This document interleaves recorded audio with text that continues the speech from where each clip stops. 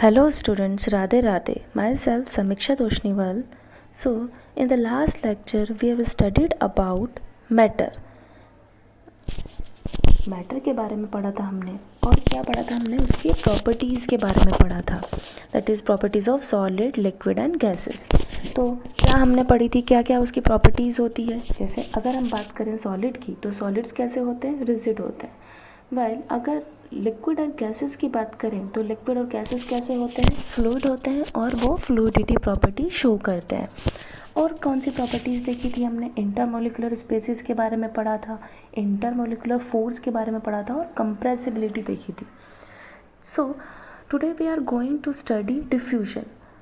आज हम डिफ्यूजन के बारे में पढ़ेंगे कि डिफ्यूजन होता क्या है और कहाँ कहाँ होता है और किन पार्टिकल्स के बीच में डिफ्यूजन होता है। तो सबसे पहले डिफ्यूजन क्या है, इंटरमिक्सिंग ऑफ टू और मोर substances, intermixing of particle of two or more substances on their own।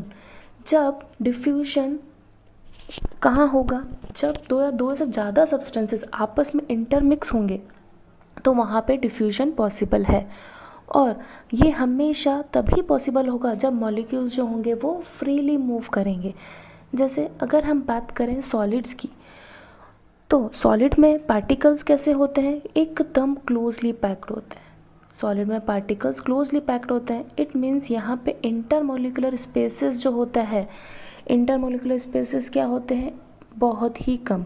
अगर इंटरमोलिकुलर स्पेस कम है इसका मतलब क्या है, काइनेटिक एनर्जी सॉलिड्स के में क्या होगी, कम होगी। काइनेटिक एनर्जी कम है इसका मतलब पार्टिकल्स मूव कर ही नहीं सकते हैं। और वैसे भी हमें पता है सॉलिड जो होते हैं उसके पार्टिकल्स अपनी ही पोजीशन पे क्या होते हैं, वाइब्रेट करते हैं। तो सॉलिड में डिफ्यूजन पॉसिबल नहीं है। वाइल अगर हम लिक्विड की बात करें तो लिक्विड में डिफ्यूजन पॉसिबल है, but as compare to solid अगर हम लिक्विड की बात करें तो लिक्विड में इंटरमोलिकुलर स्पेसेस जो होते हैं वो क्या होते हैं, ज़्यादा होते हैं सॉलिड के कंपैरिजन में। तो अगर स्पेस ज़्यादा है तो पार्टिकल्स जो होंगे वो क्या होंगे, फ्रीली मूव करेंगे। पार्टिकल्स फ्रीली मूव कर रहे हैं इसका मतलब डिफ्यूजन पॉसिबल है लिक्विड्स में। नेक्स्ट हम गैसेस की बात करें तो गैसेस में डिफ्यूजन जो होता है वो सबसे ज़्यादा होता है। गैसेस आर हाईली डिफ्यूजिबल, क्यों, क्योंकि इंटरमोलिकुलर स्पेसेस गैसेस में सबसे ज़्यादा होते हैं। अब अगर इंटरमोलिकुलर स्पेस ज़्यादा तो डिफ्यूजन भी सबसे ज़्यादा होगा। तो गैसेस में सबसे ज़्यादा डिफ्यूजन पॉसिबल है। अब हमने डिफ्यूजन की तो बात की, अब मुझे ये बताया कि हमारी डेली लाइफ में अगर हम डिफ्यूजन की बात करें तो कहाँ कहाँ आपको डिफ्यूजन देखने को मिलेगा। तो सबसे पहले तो हम बेसिक एग्जाम्पल की ही बात कर लेते हैं। जैसे हमने एक बीकर में वाटर लिया और हमने उसमें शुगर ऐड किया, तो जैसे ही हमने वाटर में शुगर ऐड किया तो जो शुगर के पार्टिकल्स है वो क्या हो जाएंगे, वाटर में इंटरमिक्स हो जाएंगे। और हम ये बोल सकते हैं कि शुगर के जो पार्टिकल्स है वो वाटर के पार्टिकल्स के बीच में वो स्पेस बना लेंगे। इसका मतलब क्या है, दोनों आपस में मिक्स हो गए तो यहाँ पे डिफ्यूजन पॉसिबल है। वैसे ही और कहाँ आपको देखने को मिलेगा डिफ्यूजन, जैसे परफ्यूम हम सब लोग लगाते ही हैं। अगर आपने परफ्यूम स्प्रे की आपके रूम के एक कॉर्नर में और धीरे धीरे वो आपके पूरे रूम में डिफ्यूज़ हो जाएगी, पूरे रूम में हमें उसकी फ्रेगनेंस आएगी। इसका मतलब क्या हो रहा है, परफ्यूम के जो पार्टिकल्स हैं वो क्या हो रहे हैं, एयर में डिफ्यूज़ हो रहे हैं। इसका मतलब डिफ्यूजन यहाँ पे भी पॉसिबल है। तो अब हम बात करें नेक्स्ट एग्जांपल की।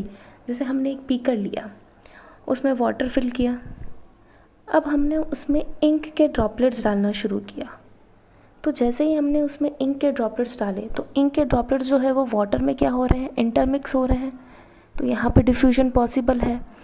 तो ये सारे एग्जांपल क्या शो कर रहे हैं कि डिफ्यूजन जो है वो लिक्विड और गैसेस में पॉसिबल होता है। नेक्स्ट अभी हमने देखा कि सॉलिड में डिफ्यूजन जो होगा वो सबसे कम होगा, गैसेस में सबसे ज़्यादा, लिक्विड में उससे कम, एंड देन सॉलिड में सबसे कम डिफ्यूजन पॉसिबल है।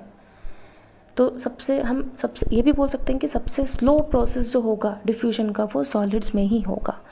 नेक्स्ट अब हम बात करेंगे कि जो गैसेस है उसमें डिफ्यूजन कैसे होता है, तो उसके लिए हम एक एग्जांपल से समझते हैं। हमने दो वेसल लिए A and B. A vessel में हमने लाइटर गैस फिल की और बी गैस में हैवियर गैस फिल की। अब हमने क्या किया, दोनों वेसल को स्टॉप कॉर्क से क्लोज कर दिया। सेकेंड केस में हमने क्या किया, ये जो स्टॉप कॉर्क है उसको हमने धीरे धीरे ओपन करना शुरू किया। तो क्या होगा, जो लाइटर गैस के मॉलिक्यूल्स हैं वो बहुत ही फास्टली मूव करेंगे बी वेसल की तरफ। And then after some time आप क्या कंक्लूड करोगे, आप उसको देख के क्या पता करोगे कि जो गैसेस है वो इक्वली डिस्ट्रीब्यूट हो रही है दोनों वेसल में। तो इस समय ये पता चलता है कि गैसेस जो होते हैं वो क्या होते हैं, हाईली डिफ्यूजिबल होते हैं। गैसेस में सबसे ज़्यादा डिफ्यूजन पॉसिबल होता है। So that's it. Radhe Radhe.